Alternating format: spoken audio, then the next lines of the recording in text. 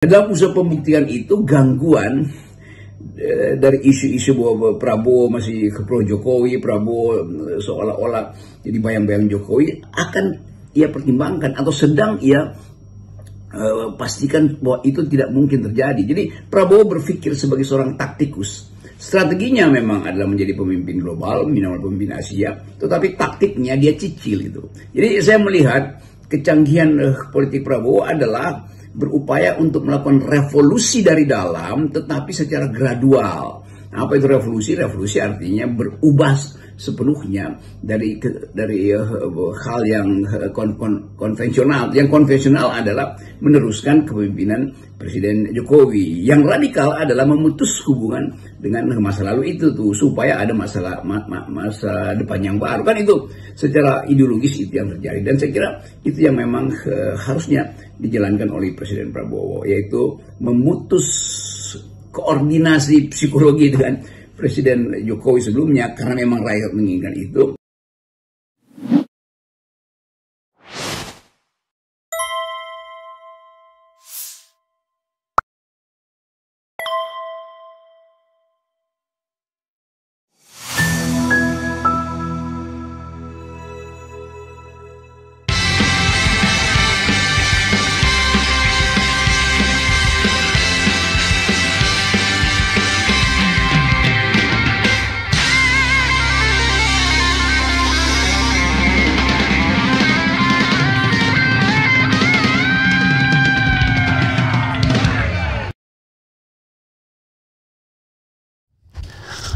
Assalamualaikum warahmatullahi wabarakatuh, sobat RH sekalian.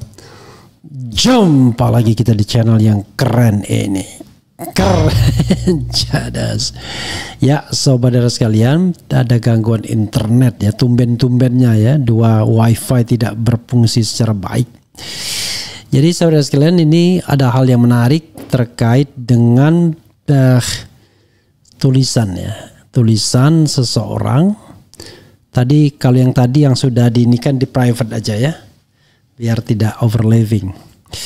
Tulisan seseorang yang menuliskan mengenai sang senjakala senjakala Jokowi gitu ya. Jadi ini 6 tanda kekuatan Jokowi akan berakhir, kasus ijazah salah satunya. Mudah-mudahan tidak terhapus lagi ini ya. Sempat terhapus sobat RH sekalian. Oke, padahal tadi bagus animonya, tapi mudah-mudahan ini bisa recovery ya. Oke, 6 tanda kekuatan Jokowi akan berakhir, penulis Aswandi AS. Ini ditulis oleh thepress.id ya. Oke, thepress.id. Ada beberapa peristiwa yang terjadi beriringan seperti memberi tanda bahwa kekuatan Jokowi akan benar-benar berakhir. Selama ini Jokowi diyakini bisa cawe-cawe karena masih memiliki kekuatan berupa orang-orang kepercayaannya yang memegang posisi strategis di pemerintahan Prabowo Subianto, termasuk anaknya Gibran Rakabuming Raka yang didudukannya di kursi wakil presiden. Namun beberapa peristiwa dan isu mutakhir seperti satu rangkaian yang berujung pada titik akhir petualangan Jokowi untuk tetap berkuasa. Pertama, kasus ijazah palsu Jokowi. Kasus sederhana yang dibuat bak sinetron televisi ini akan menguras energi dan membuat kubu Jokowi makin terpojok. Meskipun kasus ini sudah ditangani polisi, tetapi ending kisahnya tampaknya tidak akan berakhir di meja hijau. Kredibilitas aparat hukum dan kasus suap para hakim membuat putusan pengadilan akan jadi kegaduhan baru. Maka kasus ini akan dibawa dan diselesaikan di hati publik. Siapa yang mendapat kepercayaan dan dukungan publik, maka dialah yang akan jadi pemenangnya. Kalau gitu pemenang Roy Suryo dan kawan-kawan dong, karena hasil polling mereka yang kemudian lebih dipercaya. Jokowi perlu biaya dan effort besar untuk meyakinkan publik bahwa ijazahnya itu asli dan didapatkan dengan cara yang benar. Energi Jokowi akan benar-benar terkuras karena makin banyak fakta dan bukti yang terungkap tentang kepalsuan ijazahnya itu.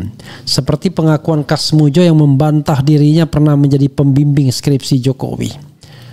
Bukti lain macam-macam ya, termasuk perbandingan dengan ijazah lain yang tidak menunjukkan bahwa ijazah Jokowi identik dengan ijazah teman-temannya.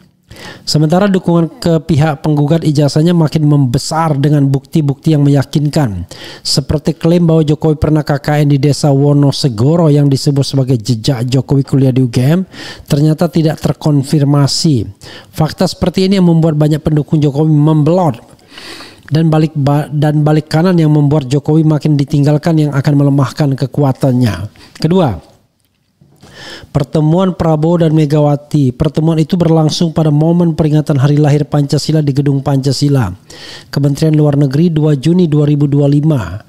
Suasana keakraban kedua tokoh dalam pertemuan itu mengesankan keduanya memiliki chemistry yang tidak terhalang oleh suasana kebatinan politik lagi. Pertemuan Prabowo dan Megawati tampak informal dan cair, kata Jamiluddin Ritonga, pengamat komunikasi politik Universitas Esa Unggul, mengomentari pertemuan kedua tokoh itu. Topik tentang diet Megawati yang ditanya Prabowo dengan suasana cair dan informal itu, menurut Ritonga menunjukkan eratnya hubungan di antara keduanya. Apalagi keduanya memang memiliki sejarah hubungan yang erat sebagai pasangan pada Pilpres 2009 lalu. Selama ini pertemuan keduanya terhalang oleh Jokowi yang memiliki hubungan buruk dengan Megawati sejak Jokowi dan keluarganya dipecat dari PDI Perjuangan. Dari suasana pertemuan itu menunjukkan jika halangan itu sudah tidak ada. Keberadaan Gibran yang duduk di samping Prabowo di ruangan itu tidak dianggap sebagai gangguan kedekatan keduanya. Kedekatan itu memberi sinyal kuat koalisi Gerindra dan PDIP akan segera terwujud. Koalisi yang akan menyisihkan posisi Jokowi yang selama ini sering cawe-cawe di pemerintahan Presiden Prabowo Subianto dengan tumbal Hasto Kristianto ya. Ketiga, desakan pemakzulan Gibran. Desakan ini dilakukan oleh para purnawirawan TNI dengan menyerahkan surat pemakzulan ke MPR, DPR, dan DPD pada 2 Juni 2025 atau hari yang sama dengan pertemuan Prabowo dan Megawati pada peringatan lahirnya Pancasila di Kementerian Luar Negeri. Kami sudah terima surat tersebut dan sekarang sudah kami teruskan ke pimpinan, ujar Indra Iskandar, Sekretaris Jenderal DPR RI Selasa. Surat tertanggal 26 Mei 2025 itu ditandatangani oleh 4 purnawirawan jenderal TNI, yakni Jenderal TNI Purnawirawan Fahrul Razi, Marsikal TNI Purnawirawan Hanafi Aznan, Jenderal TNI Purnawirawan Tiasno Sudarto, dan Laksamana TNI Purnawirawan Slamet Subianto. Dalam surat itu menyebutkan pemakzulan Gibran Raka Buming Raka memiliki dasar konstitusional yang kuat. Gibran memperoleh tiket pencalonan melalui putusan MK yang cacat hukum, yaitu putusan nomor 90. Putusan tersebut melanggar prinsip imparsialitas karena diputus oleh Ketua MK saat itu, Anwar Usman, yang merupakan paman Gibran. Putusan itu seharusnya batal demi hukum karena Anwar Usman tidak mengundurkan diri dari majelis hakim padahal memiliki konflik kepentingan. Anwar Usman juga telah diputuskan melanggar kode etik oleh Majelis Kehormatan Mahkamah Konstitusi dan diberhentikan dari jabatan sebagai Ketua MK. Selain aspek hukum, para purnawirawan TNI menyebut Gibran tidak pantas menjabat sebagai wakil presiden dari sisi kepatutan dan etika. Gibran disebut memiliki latar pendidikan yang meragukan dengan pengalaman sangat minim. Hanya 2 tahun menjadi wali kota. Akun Fufu Fafa yang diduga berkaitan dengan Gibran yang menjadi sorotan karena unggahan-unggahannya yang mengarah pada penghinaan tokoh publik serta mengandung unsur seksual dan rasisme. Dari kasus tersebut tersirat moral dan etika saudara Gibran sangat tidak pantas dan tidak patut untuk menjadi wakil presiden Republik Indonesia seperti yang tercantum dalam surat tersebut. Desakan para purnawirawan TNI ini dapat menjadi gelombang politik besar untuk memakzulkan Gibran. Sebab selama ini belum ada yang memulai seperti para purnawirawan ini. Suara-suara yang mendesak Gibran untuk dimaksudkan hanya berupa teriakan orang per orang yang tidak terorganisir. Dengan usia mereka yang sudah terlanjut, para purnawirawan ini terlihat lebih tulus menyuarakan tuntutan itu atas dasar kecintaan kepada bangsa dan negara ini. Dan bila gelombang itu terjadi, maka itu bisa mengakhiri kisah politik dinasti Jokowi. Sebab Gibran adalah putra mahkotanya yang menjadi alasan kuat cawe-cawenya selama ini. Keempat, isu penggantian Kapolri. Isu ini berhembus sangat kencang dalam 1 minggu terakhir dengan menyebut 2 Rudi sebagai calon penggantinya, yaitu Komjen Polisi Rudi Herianto yang sekarang menjabat Sekjen Kementerian Kelautan dan Perikanan dan Irjen Polisi Rudi Darmoko yang menjabat Kapolda NTT. Komjen Rudi Haryanto disebut berpeluang menjadi Kapolri karena dia salah satu perwira paling senior dengan pangkat bintang 3 meski tidak berlatar belakang lulusan Akademi Kepolisian. Rudi Haryanto memiliki rekam jejak yang sangat moncer di kepolisian. Adapun Irjen Rudi Darmoko meskipun baru bintang 2, namun dia adalah lulusan terbaik Akpol di angkatannya. Dengan latar belakang orang tuanya seorang perwira Kopassus TNI, tentu saja Rudi Darmoko mendapat perhatian khusus Presiden Prabowo. Oh, itu seperti dikatakan Ginting ya. Pengamat politik UNAS Slamet Ginting menyebut Rudi Darmoko berpeluang menjadi Kapolri salah satunya karena dia memiliki kedekatan dengan Prabowo yang sama-sama pengurus IPSI Ikatan Pencak Silat Indonesia. Prabowo, kata Ginting, memerlukan sosok yang kuat untuk melakukan bersih-bersih di dalam tubuh Polri. Pergantian Kapolri sebenarnya adalah hal biasa saja, apalagi Kapolri Jenderal Listio Sigit Prabowo sudah menjabat selama 4 tahun lebih. Lebih lama dari pendahulunya Tito Karnavian yang menjabat Kapolri tidak sampai 4 tahun. Namun tak urung isu ini langsung dikaitkan dengan Jokowi dan geng solonya. Penggantian Kapolri dinilai sebagai upaya untuk mempreteli kekuatan Jokowi di tubuh Polri karena Listio adalah mantan ajudan Jokowi yang kemudian diangkat Jokowi menjadi Kapolri. Kelima, pengungkapan kasus korupsi di Kementerian Pemerintahan Jokowi. 2 di antaranya yang sedang diselidiki adalah kasus judi online di Kominfo, sekarang Komdigi, yang diduga melibatkan menterinya Budi Aristiadi, dan kasus markup pembelian laptop senilai 9,9 triliun di Kementerian Pendidikan, Kebudayaan, Riset dan Teknologi Kemendikbudristek era Menteri Nadiem Makarim, termasuk juga kasus dugaan korupsi kuota haji di Kementerian Agama dengan menterinya Yakut Khalil Qaumas yang disebut menghilang setelah kasus itu mencuat. Luar biasa ya.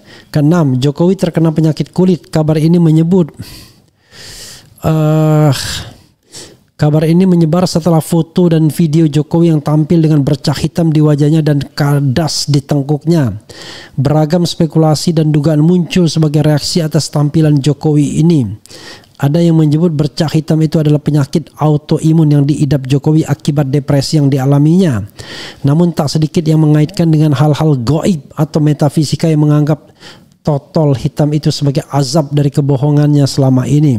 Luar biasa. Termasuk seorang yang dikenal paham dengan dunia spiritual yang tak mau disebut namanya memberitahu teprase.id bahwa Jokowi sudah tidak dikawal lagi 2 sosok yang menjaganya selama ini. Luar biasa. Siapa? Rokib dan Atid ya. Walau halam yang pasti penyakit kulit atau bercak hitam itu akan menjadi penghalang Jokowi untuk tampil di depan publik. Dari rangkaian peristiwa itu, penyakit kulit itu seolah menjadi closing semua kejadian yang menjadi tanda-tanda runtuhnya kekuatan Jokowi. Walaupun sejatinya kejayaan dan kejatuhan itu hal yang biasa dan alamiah saja yang akan dialami semua orang. Hanya saja Jokowi terkesan seperti melawan hukum alam itu dengan ingin terus berkuasa yang mengakibatkan terjadinya kegaduhan dan pro kontra. Oke. Istirahat dulu ya. Kita ambil napas. Jadi itu 6 tanda-tanda kekuatan Jokowi akan berakhir ya. Pertama, kasus ijazah palsu. Kedua, pertemuan Prabowo dan Megawati. Ketiga, desakan pemakzulan Gibran. Kemudian keempat, isu penggantian Kapolri. Kemudian kelima, pengungkapan kasus korupsi di Kementerian Pemerintahan Jokowi. Keenam, penyakit kulit. Itu tanda-tanda ya. Kita tidak tahu apakah betul atau tidak. Sebenarnya ya sudah menjadi presiden 2 periode, apalagi yang dicari oleh Jokowi. Aneh kan? Padahal under the constitution dia tidak bisa lagi menjabat sebagai baik presiden maupun wakil presiden. Lalu dia mau menjadi apa? Mau jadi one team press? Masa dia merendahkan posisi semulanya? Sekarang dia menjadi Dewan Pengawas Danantara ya, mungkin makan gaji buta juga. Tapi saya jangan lupa Danantara itu adalah upaya menggeser kekuasaan Kementerian BUMN ke dalam Danantara yang langsung bertanggung jawab kepada Prabowo Subianto. Jadi begitu sobat RH sekalian ya. Ijazah adalah bukti konkret kehidupan seseorang. Wakakak ngakak takut terbongkar identitasnya. Kemudian kalau benar aku syukuran nasi kuning. Papua hadir undang topi merah dong. Topi merah cari dong nomornya ya, si topi merah yang anak kecil itu.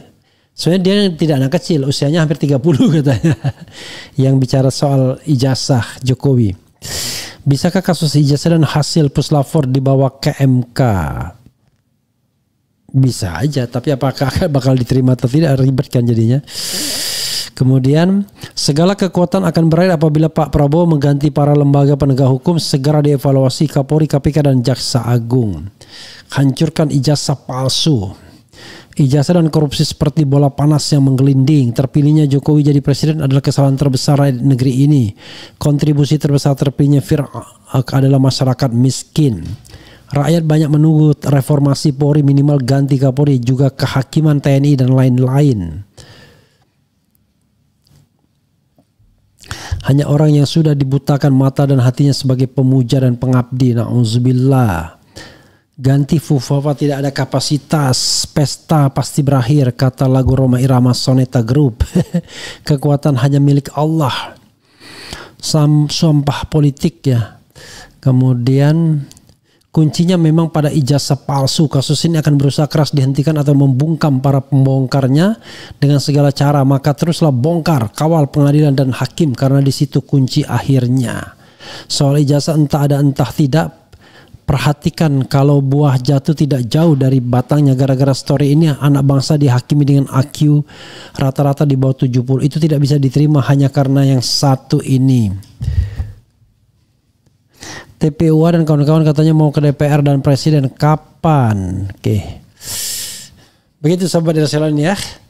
Karena saya there is something in my mind. Tiba-tiba saya ngantuk ya. Apalagi ya? Ada saja mantan presiden 10 tahun kok. Oke. Siapa menabur pasti menuai. Doa orang terzolimi pasti diijabah Allah Subhanahu wa ta'ala. Kalau saya jadi temannya Mulyono mungkin sudah saya saranin bundir aja. Wakakak. Nggak mungkin lah masa bundir. Bundir itu bunuh diri ya. Turunkan keluarga Suruh dan kroni-kroninya. Jika itu nggak kuat-kuat amat, cuma oposisi. Refli CS aja yang lemah, cuma Roy Suryo yang berani. Luar biasa ya. Allahu Akbar. Syarat untuk bisa ungkap kasus ijazah palsu bersatu.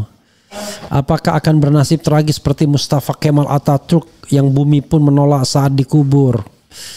Saya tidak tahu ya apakah betul berita atau cerita tentang Kemal Atatürk itu. Saya tidak mendapatkan sebuah konfirmasi yang betul-betul solid ya. Kemudian susah kalau si Wowo tiap hari masih teriak-teriak tak terkendali hidup Jokowi 100 kali. Istirahat dulu bang ya, istirahat sebentar setelah sini ya. Oke, saudara sekalian, itu saja ya. Saya butuh istirahat dulu lah. Ngantuk banget sebenarnya. Lucu banget ya. Oke, kita tidak bisa lagi takbiran karena lewat sudah hari tasyrik. Tapi saya ingin kita setel lagu Pemimpin Adil ya. Jadi Pemimpin Adil ini lagu yang saya ciptakan yang ilhamnya itu pada tanggal 1 Desember 2021. Terus terang mengingat Jokowi ya, apakah Jokowi itu pemimpin adil atau bukan adil? Kalau dia pemimpin adil, insya Allah dia akan masuk surga. Tapi kalau tidak adil, ya barangkali tidak mudah menjejak surga bagi seorang pemimpin yang tidak adil. Kalau zalim sudah pasti masuk neraka. Ya. Asal dia zalim dan tidak tobat. Tapi kalau tobat ya kita tidak tahu akhir kehidupan manusia kan. Apakah akan husnul khatimah atau su'ul khatimah. Mudah-mudahan kita semua husnul khatimah. Whoever.